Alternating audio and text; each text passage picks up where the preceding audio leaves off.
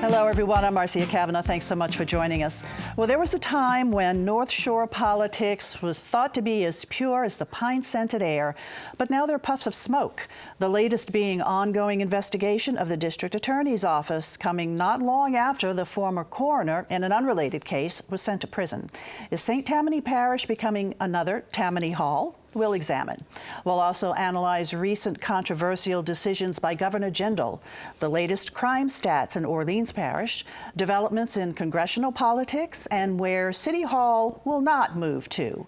Our Future Watch looks at successes from recent economic development efforts, and developing these stories for us are tonight's Informed Sources. Errol, Laborde, producer of Informed Sources; Jeremy Alford, publisher and editor also of LaPolitics Weekly; Don Ostrom, our Future Watch reporter; and Mike Perlstein, investigative reporter, WWL TV, Channel 4. And we're going to go first over to Mike to talk about what's going on in St. Tammany and their DA.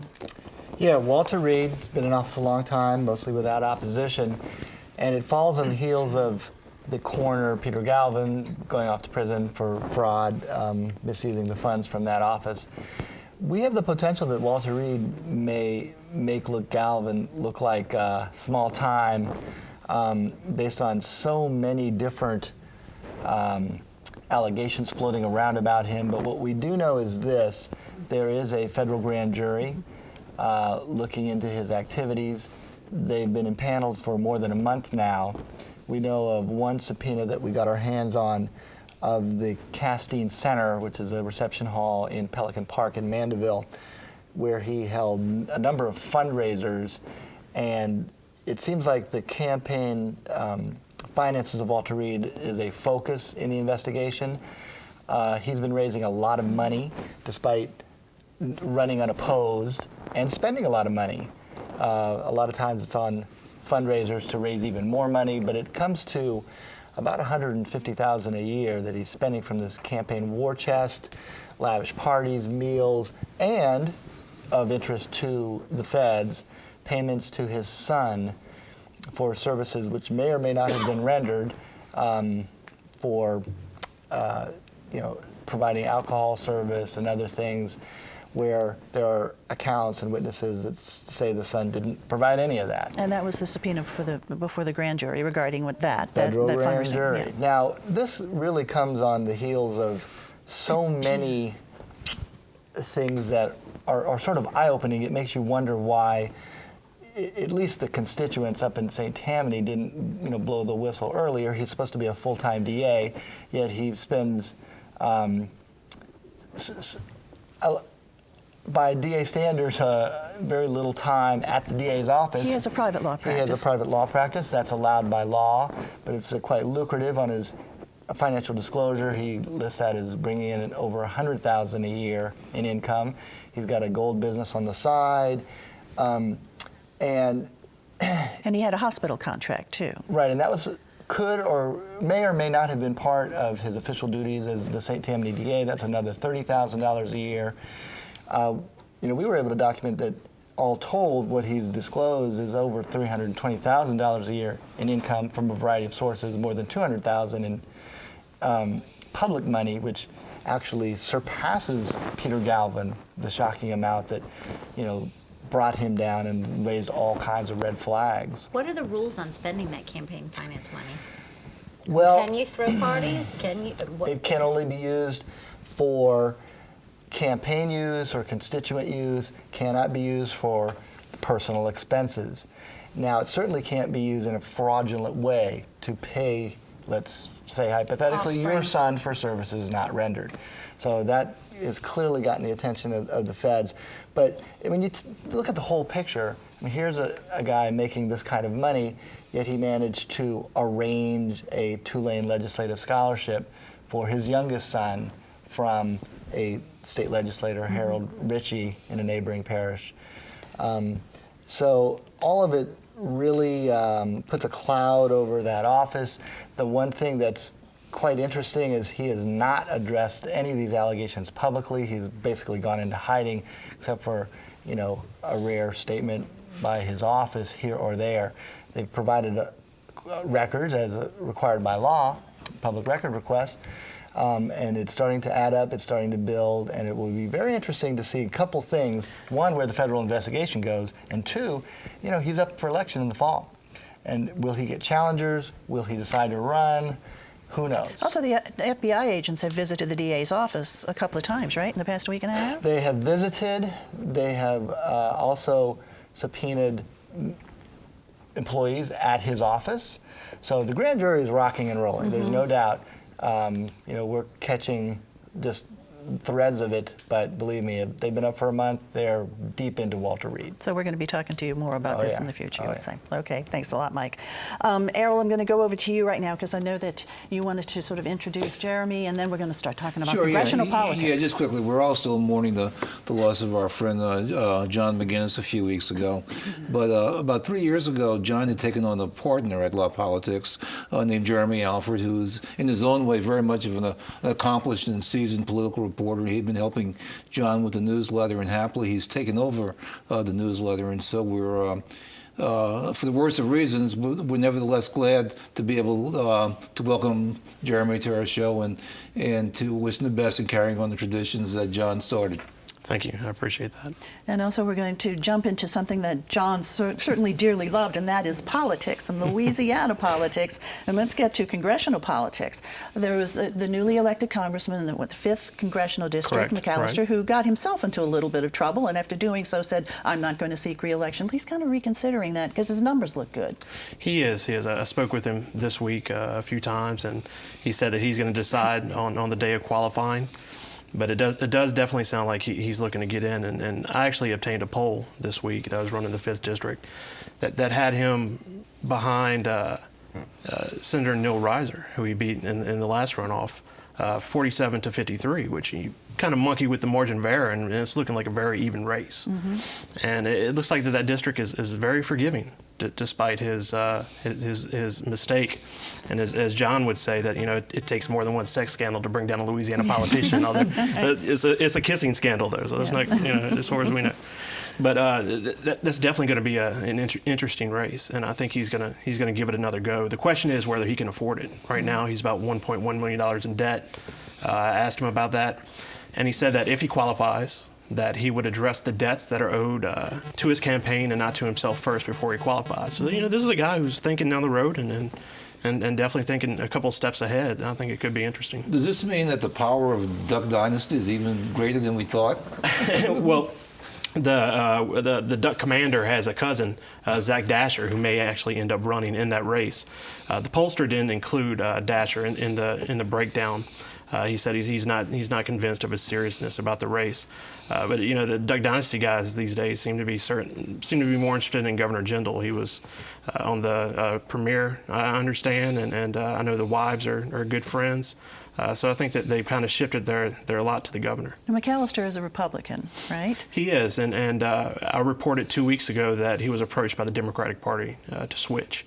I asked him if he would do that, and he said he doesn't see any sense in it. And really, if you look at that district, Vance McAllister, even as a Republican, is probably the heir apparent to the Democratic votes. He's very close friends with Monroe Mayor Jamie Mayo, a Democrat. And so, if a couple of the Democrats clear out of the field before the election this fall, he could go into the runoff with 40%, somewhere in that neighborhood. And then they follow the tradition of being more of a populist, not necessarily the establishment Republican candidate, but just he does. Different breed. Right. He had kind of molded his campaign around these kind of folksy stances. And the big surprise from the poll was a man named Dr. Abraham. This is a candidate that I've been following for a couple of weeks, and he came out of nowhere to poll at 13%. He polled exactly at the same level as Monroe Mayor Jamie Mayo. So if there's a dark horse candidate in this race, it could potentially be him. And I was told by the campaign manager that he could put $1 million into that race of his own money. Wow. Jeremy, this past week in Virginia, we saw the defeat of Eric Cantor, who's the House Majority Whip. And does that say anything about Louisiana politics, or is that just totally local in terms of understanding it?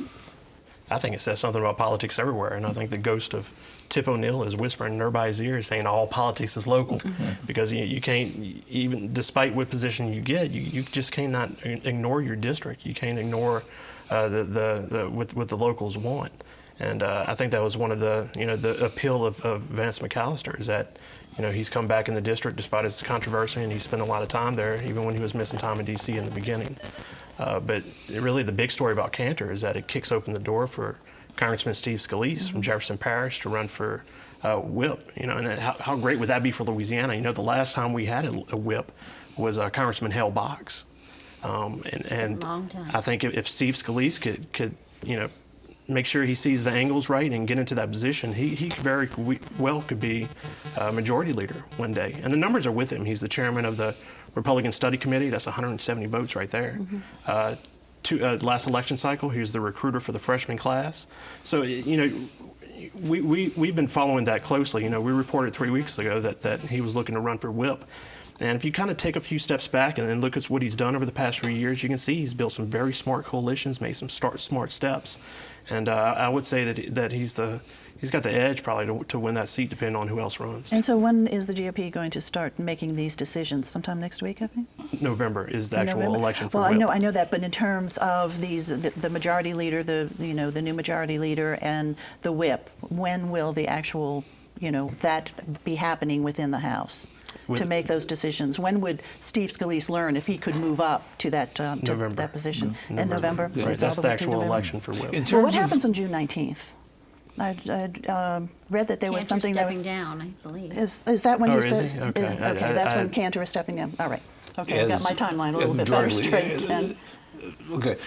In terms of conservative versus Tea Party conservative, though, that there's, some of the interpretation you read that what happened to Cantor could actually be good news for Democrats and more moderate Republicans, because it just enforces a kind of a hard-edge image of the Republican Party. Could that happen? Could this kind of election actually drive moderate Republicans more to the Democratic side? Well, I think that's already happened in Louisiana. I think we've seen, runoffs, our classic Democrat versus Republican runoffs are no longer the standard. We're seeing more and more Republican versus Republican runoffs. And in doing so, we're seeing Democrats decide elections. So I think everybody's trying to read into the Cantor election and see what could happen here possibly. But I think the Tea Party factions in Louisiana is still something to keep an eye on. I think we're seeing that in the U.S. Senate race. In the 5th District poll, Rob Maness, kind of the Tea Party darling, was running at about 15–16%. Well, we're going to have to move from politics over now to our economy, and Don has some good news for that. Well, it seems every time you open the paper or hear a story on the radio or the TV news, there is good news happening business-wise. We talked a couple weeks ago here about Chiquita coming back to Louisiana for the first time in 40 years, and Chiquita is far from the only company making that decision. I talked with the head of GNO Inc. this week, Michael Hecht, and he said people really are starting to recognize, he called it 4 C's, although they don't all start with C's, cost. Louisiana was just ranked the least expensive place to do business in America. Cash, the incentives are deep, and they're working either with digital media, film credits. We've talked about both of those on this show. The culture here, which just can't be beat and people are attracted to. And the leadership package that's in place right now has people comfortable enough to say, I can go do business in that area. Now, we still have lots of drawbacks. We still have education, which is improving, but maybe not fast enough for some. There's still corruption. We're talking about it today in St.Tammany, not where we usually talk about it. Flood risks and the memory of flood risks and crime, which is going down and continuing to trend down, but it's no secret that we do have a crime problem here. But Michael Hecht said people are starting to maybe see us as a kinder, gentler, perhaps more interesting version of Texas. A place where people are willing to come. And some of the big ones, the largest single owner of taxi cab licenses in New York City is coming to New Orleans to set up shop and seize opportunity here. International Ship Holding, which moved to Mobile after Hurricane Katrina, is moving back to New Orleans, renovating a space in the warehouse district, and will employ at least 100 people by the middle of next year. Fourth Source, a software development company, setting up a Louisiana headquarters in Jefferson Parish. They'll be set up by the 3rd quarter of this year, and in the next 5, they'll have 320 people. Am Agrogan is a company that's looking at a potential $1.2 billion plant to manufacture fertilizer in St. Charles Parish. That would bring in another 150 jobs. That will be decided by early 2015. And what Michael Hecht told me is right now there are 95 different possible moves, possible things in the pipeline coming to Louisiana. Obviously, they won't all come in, but 95 different big projects that could bring in tens of thousands of jobs, and people are making their decisions. And this is all regional growth. This is all regional growth. This is not just downtown New Orleans by any stretch, but it's a more diverse economy than this region has seen really ever. It's not just tourism, it's not just oil and gas, it's international trade, it's technology, it's medical, it's software. It's a very, very diversified, and that's good news. It's also the next generation of global companies making their headquarters here, which Heck said is the best thing for this region. Those are the biggest jobs, the best paying jobs. And there are companies like Expedia, the travel company, setting up a hub in this region. They've only ever had one person working here, and their hub will only have 6.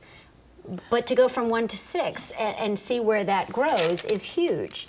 So the diversity and also the growth of future and present companies really does give you strong economic roots. Yeah. We did have one minor loss this past week, and that was Royal Caribbean's announcement that it wasn't going to come back for another season. And that is due, I think a lot of people think it's because it's upping its efforts in China and the Hong Kong area. It's become very active also because Carnival has such a presence here. Well, thanks a lot, Don. And one thing that you mentioned was crime. That's always an issue about businesses moving to this area. And Mike, that's what we want to talk to you about too. NOPD released some recent crime stats. So why don't you tell us about that? Yeah, it was a real mixed report on those first quarter crime stats. On the one hand, murder was down 28% over the same quarter of last year. That continues a trend where murder has been trending down for the last 3 years now.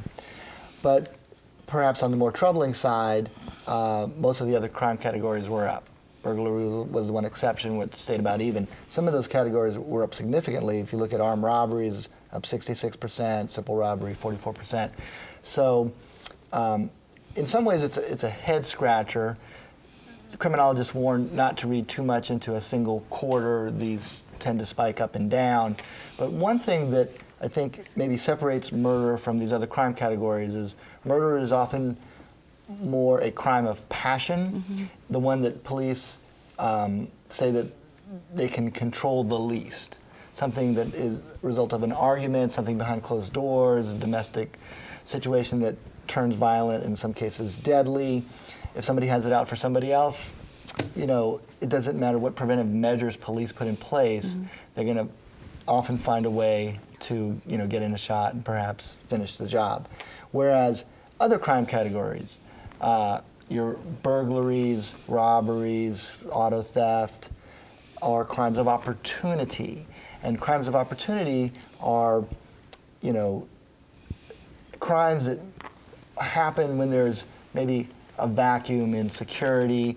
And one of the things that you could point to in New Orleans is we're at a modern era low in the number of police officers on the street. Less cars patrolling, less police presence, longer for police to respond to calls. And there is definitely an opportunity in unpatrolled streets for someone to maybe see an open garage door. Hey, here's my opportunity. Walk out with someone's goods, bicycle, whatever the case may be. So that kind of takes us then to the size of the police force and recruitment efforts and the state of that. Right. We remember Mitch Landrieu's campaign, I guess we could call it a promise, to hire 150 police officers this year. Well, here we are into June, and we just launched the first academy class. It started as a class of 32, which was below expectations. And right away, in the first couple days, 3 of those recruits dropped out, bringing the class to 29. So it looks like it's going to be very difficult to meet the 150. So what that means is that the attrition still remains at a higher number than what they can hire.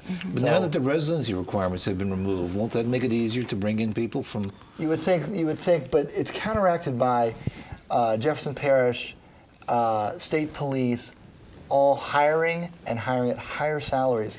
So there's going to have to be some more significant changes And I don't know if it's the pay structure or some other incentives to get that police force So they're up really to full strength. kicking off a big recruitment campaign with the it's been New ongoing. Orleans Police and Justice Foundation. Yes. Yeah. I mean, they've been on the web. Right. They just held a big recruiting fair. And they say they've gotten 1,500 applications, Well, let me but tell still. you, Yeah. and they've been sitting on 1,000 applications. They're adding more, but the number of applications that actually turn into viable recruits, it's a tiny percentage. And as we see, some pass all the psych training, background checks, and then can't handle it once they It's get to the rigorous. academy. Yeah, it's rigorous, and you do want the best on your police force. So, Exactly. okay, Mike, thanks a lot. Okay, talking about our governor now and this legislative session and how the governor behaved during it and how he's doing as a result of the legislative session. Well, the governor had the lightest administration agenda that we've seen in 2 terms. Yet his poll numbers keep going up, and maybe it's a sign of, the less he does, the better he looks. Last May, he was in the mid-30s with his approval numbers. A poll from Southern Media in March had him in the mid-40s, and a source tells me that a poll just came out the field statewide. It's going to put him in the 50s. But the governor did make some very high-profile decisions this session. Nationally, probably the biggest story was his decision to sign a number of pro-abortion bills. I had a byline on page A1 New York Times about his support of those, so a lot of people were watching that. And really, it ties into everything else because it boils down to what's going on in the courts. Mm-hmm. This bill would make providers seek admittance in nearby hospitals. Right. This is being challenged in courts across the country, and opponents said, maybe we should have waited to see what happened before moving forward, because that's probably more than likely going to end up in the courts. It was modeled off of a Texas bill, right? Correct, it was, and it moved, as the bill moved throughout session, it moved closer and closer to that Texas model, because parts of it were upheld in the Fifth Circuit. Probably the biggest issue of the session, the loudest issue of the session, was oil and gas. It was very much a yes session for oil and gas. And the governor, against the wishes of the attorney general, against a gaggle of legal professors, signed a piece of legislation that would more or less shelve retroactively the lawsuit that was filed by the New Orleans Area Flood Authority. And what's interesting is that is nowhere near over. Even the oil lobby admits that bill is going to end up in the courts. The oil lobby is also targeting parish council races this year, which is something we've never seen. The parish councils in Jeff and Plaquemines filed these local level lawsuits that there was a bill filed but didn't make it through the process. So instead, since they're not going to be able to make traction in Baton Rouge, they're going to take it to the election ballot. Let me have you quickly talk about Common Core and what do you expect the governor will be doing about that? Right, and the governor stepped up for business and industry on the oil and gas issue, and now he's going to kind of face them down over pulling Louisiana out of these Common Core tests. The governor's indicated he is going to do that. He's going to sign off on it, but you got people like Education Superintendent John White, Bessie President Chaz Romer saying, wait, you need our signature on that document before you can move forward. So we got a real showdown in Baton Rouge going on with these Common Core issues. And there was a lot of legislation that went through but didn't pass, and so it's really sort of now that final decision, right, by the governor if he's going to say, no, we're not going to have, we take part in that park test. Is that right? This was a record-setting year for education bills, and for as many that were filed, nothing substantial passed. And I think parents were so emotional about Common Core that lawmakers backed off. And I had a lawmaker tell me that, Common Core was probably the most debated issue of the session that lawmakers understood least. There's probably some truth to that. But I think, we're going to have to wait and see what the next move on that is. So showdown could be coming. On soon. Common Core. Okay. Very soon. Thanks a lot, Jeremy. Okay, Errol, over to you quickly. Now, the mayor had said that he wanted to move City Hall into the old charity building, but now he says, no, never mind, can't do it, too costly. Only because the state's not coming up with the money. Our City Hall has never been a beloved building since it was built in the 1950s. It was a modern style architecture, and people have never really embraced it.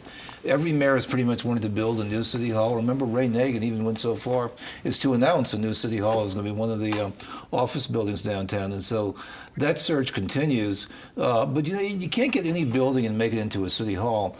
That, as a seat of government, you need a building with public space outside, with places that people can gather. I mean, you just can't throw it into any building. And I think the Charity Hospital building would have worked. It would have worked well. It has enough public space.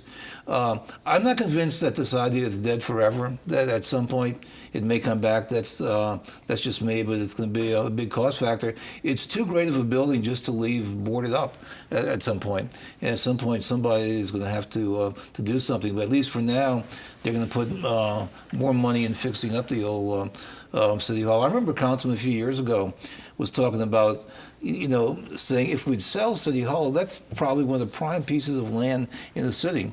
Imagine how much money you could get, for that piece of land, and then use that to build a new City Hall somewhere else.